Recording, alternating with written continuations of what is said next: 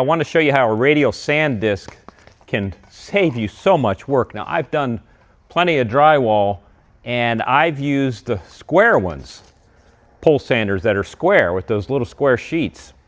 I didn't know about this 9-inch disc with Velcro and getting 9-inch sanding discs that just go right on there. I got 180 grit right now, but man, look at this. First I got the reach, so I got 84-inch pole, and I got such a spread that it's gonna make this job so much easier. These are the discs.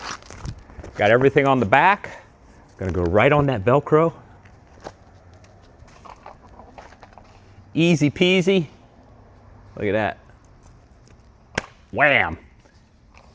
And now we're in business. I got 10-foot drywall here.